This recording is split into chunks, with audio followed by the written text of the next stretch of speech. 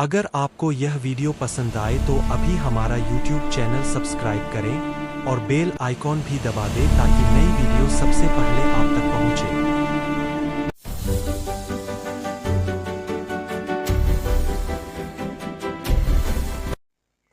نحمده ونصلي على رسوله الكريم اما بعد فاعوذ بالله من الشيطان الرجيم بسم الله الرحمن الرحيم قال الله تبارك وتعالى في كلامه المجيد والفرقان الحميد الف لام ميم ذلك الكتاب لا ريب فيه هدى للمتقين الذين يؤمنون بالغيب ويقيمون الصلاة ومما رزقناهم ينفقون والذين يؤمنون بما أنزل إليك وما أنزل من قبلك وبالآخرة هم يوقنون صدق اللہ العلی العظیم۔ میرے واجب الاحترام سامعین، سورۃ البقرہ کی پہلی 4 آیات کو تلاوت کیا ہے۔ دعا فرمائیں اللہ تعالی ہمیں صحیح سمجھ اور صحیح عمل کی توفیق نصیب فرمائے۔ بقرہ گائے اور بیل دونوں کو بولا جاتا ہے۔ اس صورت کے اندر ایک واقعہ گائے کے متعلق ہے، اسی کی مناسبت سے اس صورت کا نام سورۃ البقرہ ہے، اور اس صورت کا شان نزول حضرت موسیٰ علیہ السلام کے زمانے میں آمیل نامی شخص جو بے اولاد تھا اور بہت بڑا مالدار تھا، وہ طبیعتاً بہت زیادہ کنجوس تھا، اور عموماً ایسا ہوتا ہے کہ جن لوگوں کی اولاد نہیں ہوتی وہ فطرتاً مال کے معاملے میں بہت کنجوس ہوتے ہیں۔ تو اس کے اندر بھی یہ خصلت تھی۔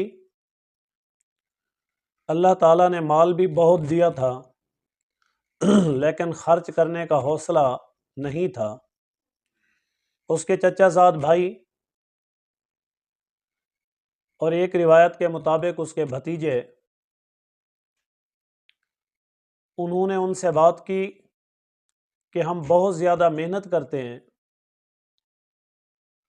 لیکن ہمارے حالات تبدیل نہیں ہو رہے، مالی لحاظ سے ہم بہت کمزور ہیں، ہمارے گھروں کے اندر کھانے کے لیے کچھ نہیں، کئی دن ہمیں فاقے پڑتے ہیں، آپ کچھ ہماری مالی معاونت کریں، امداد کریں۔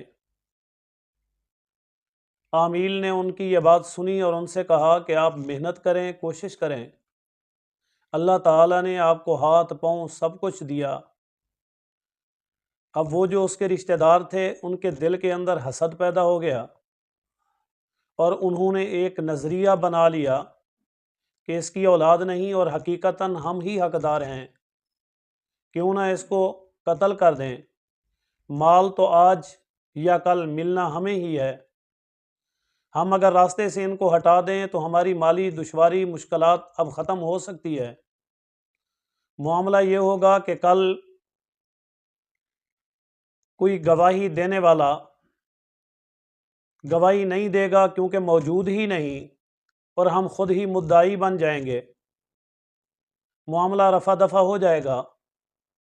تو اسی انداز سے انہوں نے یہ کام کیا۔ پھر اس کی پوری تفصیل کچھ رکوعوں کے بعد آئے گی اور انشاءاللہ بیان کریں گے۔ تو یہ مختصراً اس کا شان نزول ہے۔ اب اس سورت کا پہلا حرف، پہلی آیت حروف مقطعات میں سے ہے۔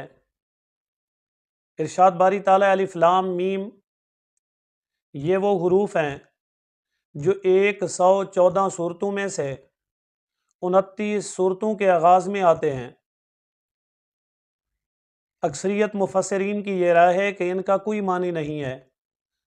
اللہ عالم بمرادہ و اسرار کتابہ، لیکن بعض حضرات یہ کہتے ہیں کہ یہ اللہ رب العالمین کے نام ہیں، صفاتی نام۔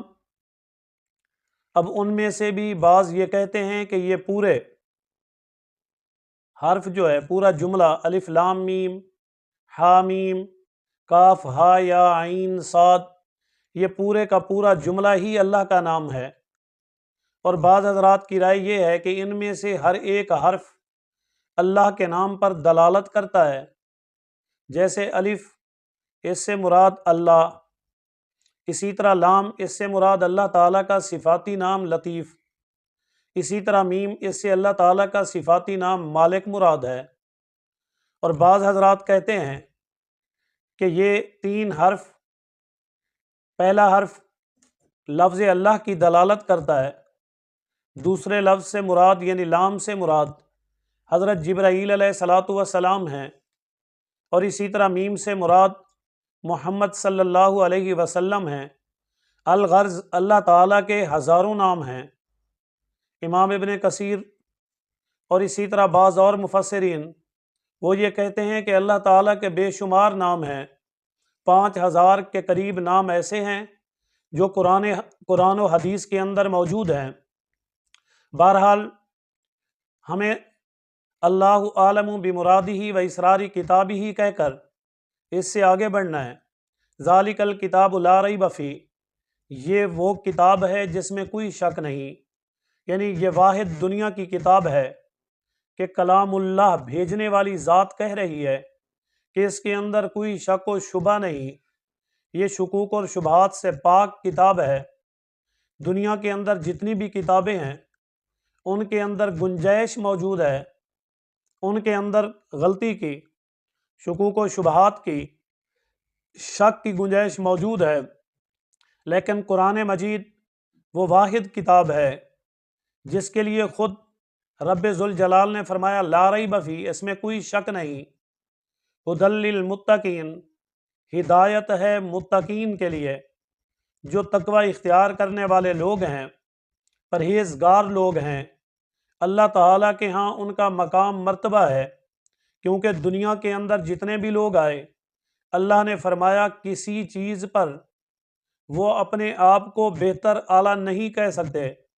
یہ قوم، قبیلے، علاقے، یہ سب چیزیں ایک انسان کی پہچان ہیں، لیکن معیار تقوی ہے۔ اس لیے ارشاد باری تعالیٰ ہے کہ یہ پرہیزگار لوگ کون ہیں، اس کی تفصیل بھی قرآن مجید آگے خود بیان کر رہا ہے۔ فرمایا الذین یؤمنون بالغیب، پرہیزگار وہ لوگ ہیں جو بن دیکھے اللہ پر ایمان لے آئے، غیب پر ایمان رکھتے ہیں۔ اب اللہ تعالیٰ کو نہیں دیکھا، ایمان لے آئے، انبیاء کو نہیں دیکھا، ایمان لے آئے، جنت جہنم کو نہیں دیکھا، ایمان لے آئے، فرشتوں کو نہیں دیکھا، ایمان لے آئے، جنات کو نہیں دیکھا، ایمان لے آئے، قبر، حشر، پل صراط کے جتنے بھی مراحل ہیں ان لوگوں نے نہیں دیکھے لیکن ان پر یقین رکھتے ہیں۔ فرمایا یہ وہ لوگ ہیں جو غیب پر ایمان لائے۔ وَيُقِيمُونَ الصَّلَاةَ، پرہیزگار لوگوں کی دوسری صفت یہ ہے کہ وہ نماز کو قائم کرتے ہیں۔ نماز کو قائم کرنے سے مراد بہت ساری تفسیریں بیان کی گئی، جن میں سے فقط دو آپ کے سامنے رکھتا ہوں۔ ایک تو یہ ہے کہ رکوع، سجود، قیام کو بڑی تسلی کے ساتھ ادا کرتے ہیں، اور دوسری چیز یہ ہے کہ جو لوگ ان کے ماتحت ہیں وہ ان کو نماز، ان کے اوپر اس کا نفاذ کرتے ہیں، حکم دیتے ہیں۔ اسی طرح فرمایا پرہیزگار لوگوں کی تیسری صفت یہ ہے وَمِمَّا رَزَقْنَاهُمْ يُنْفِقُونَ، ہم نے جو مال ان کو دیا وہ اس میں سے خرچ کرتے ہیں۔ اللہ کے دیے ہوئے مال میں سے خرچ کرنا یہ بھی پرہیزگار لوگوں کی نشانی ہے۔ اگر ان پر زکوٰۃ فرض ہے وہ ادا کرتے ہیں، اگر حج فرض ہے ادا کرتے ہیں، اگر وجوبات یعنی صدقہ نوافل یا مختلف قسم کے جتنی بھی نظر ہے یا اور ان کے اوپر جو احکام لاگو ہیں، جو ان کی ذمہ داریاں اور فرائض میں شامل ہے، الغرض جن چیزوں کا اللہ نے انہیں حکم دیا وہ ان تمام امور کے اندر اپنی استطاعت اور حیثیت کے مطابق خرچ کرتے ہیں۔ اسی طرح فرمایا ان کے اندر چوتھی صفت والذین یؤمنون بما انزل الیک، جو کچھ نازل ہوا آپ کے اوپر یعنی کلام اللہ یا اسی طرح حدیث مبارکہ جو حضور علیہ الصلاۃ والسلام نے بیان فرمائی ان پر یقین رکھتے ہیں، ایمان رکھتے ہیں، پرہیزگار لوگوں کی یہ چوتھی نشانی ہے۔ اسی طرح ان کے اندر پانچویں صفت وما انزل من قبلک، آپ سے پہلے جتنی کتابیں نازل ہوئی، جو صحائف نازل ہوئے، ان کے اوپر بھی یہ ایمان رکھتے ہیں۔ اب دیکھیں، آمنت باللہ وملائکتہ وکتبہ ورسلہ والیوم الآخر والقدر خیرہ وشرہ من اللہ تعالی والبعث بعد الموت، ہم اس کا اقرار کرتے ہیں۔ یہ اقرار اسی بات کی نشاندہی کر رہا ہے کہ جو کچھ پہلے انبیاء پر نازل ہوا یا جتنے انبیاء آئے، ہم ان تمام کے تمام پیغمبروں کو، ان کتابوں کو، ان صحائف کو مانتے ہیں۔ اسی طرح چھٹی صفت وبالآخرۃ ہم یوقنون، وہ آخرت پر بھی یقین رکھتے ہیں۔ اللہ تعالیٰ کے سامنے حساب اور کتاب دینے پر، اللہ تعالیٰ کے سامنے کھڑے ہونے پر، مرنے کے بعد دوبارہ اٹھنے پر، اسی طرح جنت اور جہنم پر، یہ جتنے بھی معاملات ہیں، ان تمام چیزوں پر، یعنی آخرت کی تمام ضروریات پر وہ مکمل یقین رکھتے ہیں۔ صرف زبانی کلامی کہتے نہیں بلکہ حقیقتاً دل سے اس کا اقرار کرتے ہیں۔ یہ ان کی چھٹی صفت ہے۔ دعا کریں اللہ تعالی ہمیں پرہیزگار لوگوں میں شامل کرے۔ وآخر دعوانا ان الحمد للہ رب العالمین۔